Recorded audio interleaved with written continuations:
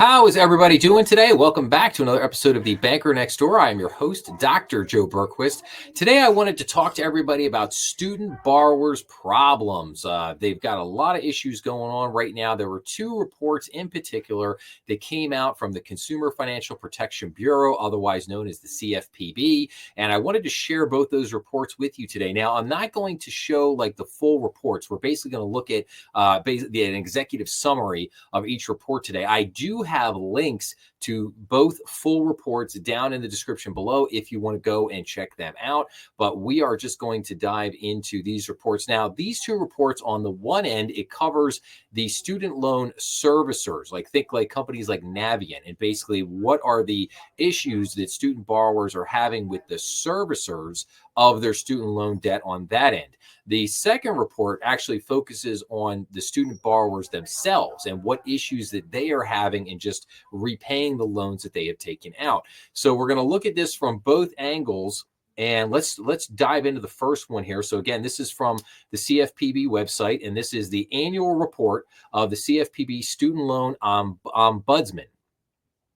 So the 2024 annual report of the CFP Student Loan Ombudsman highlights the severe difficulties reported by student borrowers due to persistent loan servicing failures and program disruptions.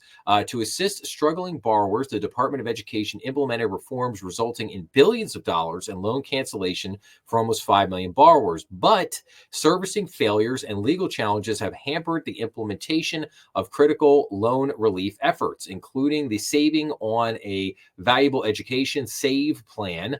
The report highlights challenges facing borrowers such as servicer failures that cause borrowers to pay inflated amounts that jeopardize their financial well-being. So borrowers described problems with billing, including inaccurate or late statements, errors with auto pay, including thousands of dollars incorrectly debited from accounts, and payments that were not properly applied to their balances. They also said servicers failed to give accurate guidance about income-driven repayment plans and imposed costly delays in processing refunds and applications for loan relief. I sympathize with all of that. I have myself experienced a lot of that. In one of the previous episodes, we were kind of covering this issue. I talked about my kind of a couple of the rough experiences that I had dealing with Navient, as I'm sure a lot of people were. So I totally sympathize with that aspect of it. But let's continue on here. So legal challenges to the SAFE program are delaying loan relief. Because of ongoing litigation, enrollment in and implementation of SAVE is on hold. The 8 million borrowers already enrolled in SAVE are no longer able to make payments, enroll in most other income-driven repayment plans, or gain credit towards cancellation while the litigation is ongoing. The hundreds of thousands of additional borrowers waiting to enroll in income-driven repayment plans are similarly left with few options. I am not in favor of this. I was not in favor of forgiving anybody's student loan debt. As far as I'm concerned, my opinion on that is that if you took out the debt, if you signed on the dotted line, it's your debt, it's your obligation, you need to pay it. Hey, I paid up back all my student loans. I didn't ask anybody else to pay it for me. So I think, hey, that's life, man. Nobody forced you to go to college. Nobody forced you to take out those student loans. So, that's your obligation. You got to pay it. Customer service doom loops and inaccurate communication. So borrowers reported being shuffled between servicers repeatedly without receiving help, waiting months for responses, and receiving inaccurate or misleading communications, such as miscalculated payment amounts and inaccurate due dates. Across the consumer complaint narratives highlighted in the report, borrowers waited on average of 8 months for services to resolve their issues. Now, that's ridiculous. I mean, that is, if that's happening, if that is actually the case, which it sounds like it is, Congress should be hauling the CEOs of these servicers, they should be hauled in front of the country. Basically said, what are you doing here? What are you doing? Why are we having all these problems? I mean, again, if any bank out there did this kind of stuff or treated their customers in this fashion or had all these kind of problems, they wouldn't be in business for very long. Because either the regulators would shut them down or people would just stop doing business with them altogether. So, so again, it's just kind of hard to fathom that there are these kind of failures going on right now amongst the servicers, but not surprising, not surprising. Although the federal student loan system faces many serious challenges, the private loan system can often be a riskier alternative for borrowers because private student loans are typically more expensive and often worse terms than federal loans. While recent administrative efforts at reform have demonstrated that it is possible to relieve some of the burden of student debt for millions of borrowers using existing tools, they also underscore the need for clear legislative action to stabilize the federal student loan program and address the root causes of borrowing harm. The report also recommends several systemic reforms to improve the federal student loan system, including holding borrowers harmless when they encounter servicing errors and ensuring that servicers are held accountable for performance failures. It also notes the importance of considering broader changes to the student loan system to reduce the persistence of prevalence of student loan debt. Well, first of all, they don't seem to be holding these servicers accountable. Secondly, when we look at things that like they did with changes to like FASFA, the FASFA, FAFSA, the FASFA form, right? It's like a tongue twister. But the changes that were implemented to that this year were a disaster, an absolute disaster. So some of this stuff, the regulators have basically brought on themselves because of their wonderful changes that they have made that were basically not, just turned out to be an absolute catastrophe. But some of this is, you can't just throw money at the problem and expect that that's going to solve everything. If giving more people just an endless supply of student loans was the answer, we wouldn't be sitting here having all this. I wouldn't be sitting here having this discussion right now or looking at these reports. We need to take a serious look at the cost of college, the amount of student loan debt that people are taking on. Should they be allowed to take out that much of student loan debt from the very beginning? I think there's a lot of really important questions that need to be answered there. So then the second article that we look at, or second report rather, is the CFPB survey reveals impacts of student loan debt relief and repayment challenges. So let's take a look at what are some of the big ones here. So majority of borrowers who received debt relief said it gave them the opportunity to pursue important life decisions. So that's great. Across all borrowers who received debt relief, 61% reported that the relief had allowed them to make a beneficial change in their life sooner than they otherwise would have. Okay, well, here's the problem. What am I thinking of? The moral hazard. This is the moral hazard. Okay, so you forgave for these. All right, so what happens when the next crop comes looking for debt forgiveness? What about the people like myself and millions of others out there who have already paid all their student loans? So what? I had to pay, and I don't get. That's just tough cookies. I don't get any debt forgiveness on any of that. The government doesn't owe me a check.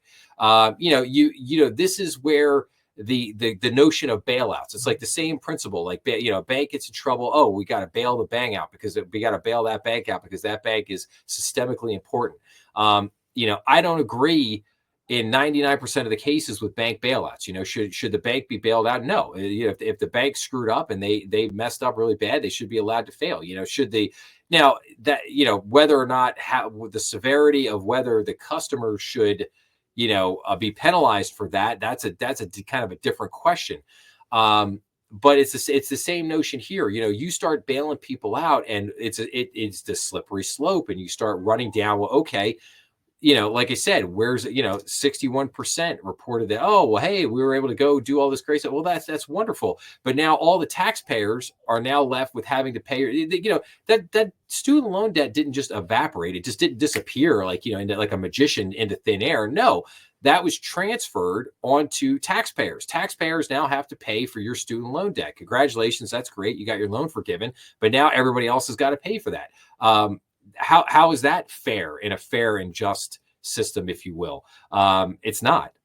And, so again, and I don't mean to say this to be unfeeling or heartless or whatever. I mean, people struggle with this stuff. I get it. It's a huge debt burden, and it prevents you from, maybe buying a house or starting a family or doing other things. But we have to look at that as this is a societal issue that we have to look at, and forgiving all this debt is not the answer. It's racking up the debt that has to be looked at, the cost of college that has to be examined. We have to bring down dramatically the cost of college, the cost of higher education, because it has gotten completely and utterly out of control. And I have reported on in other episodes that I feel that the business model of academia is just, completely broken. So, and then it goes on to basically say, debt relief predominantly reached borrowers with below median incomes. I don't know. Now, here's the one thing from this report I question. I don't know that that's necessarily true, because I have seen other reports that's not the case. That basically that this went to people, lawyers and doctors and people with very high incomes that could afford to repay this debt. So that's one thing from this report. I really do question that. And then it wraps up the last thing. Many borrowers are unaware of alternative payment options or have trouble accessing them. Nearly 42% of all surveyed federal student loan borrowers report only ever being on the standard repayment plan for their federal student loans. Among these borrowers, 31% reported not knowing that they could choose a different payment plan, such as a more affordable income-driven repayment plan.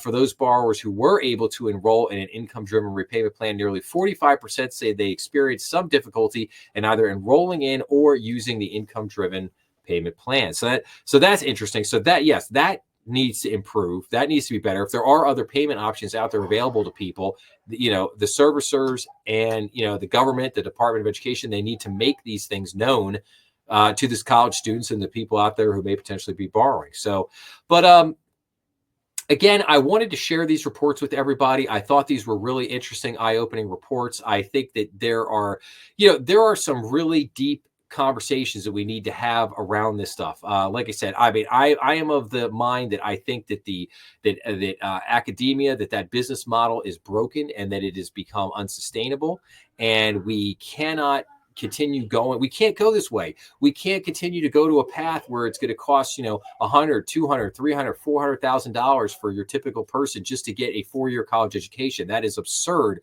on its face and ridiculous.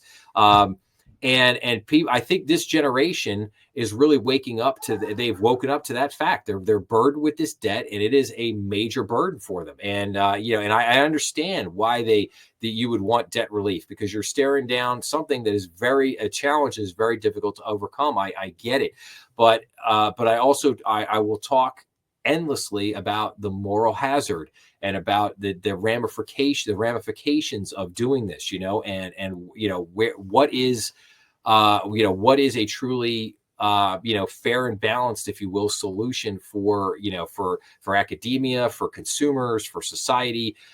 These are deep problems that we have to continue to have very deep conversations around to try to find solutions to some of these things. But and I think in a very real way, I think some of them will answer themselves, because as you continue to see academia collapse in on itself, they're going to be forced to dramatically alter that business model, if you will, and the education model and how things are done. So like I said, but like I said, the conversation on this is to be continued. We undoubtedly will hear and see a lot more on this in the months and years to come. So if you like this episode, please make sure to like, share, and subscribe, as that always helps the channel. Remember, we are on YouTube, Rumble, and all major podcast platforms. Please be sure to leave your comments down below, as I always love getting back to everybody. Make sure to check out some of the other content on the channel, and I will be back to everybody again with more episodes real soon. Thanks a lot.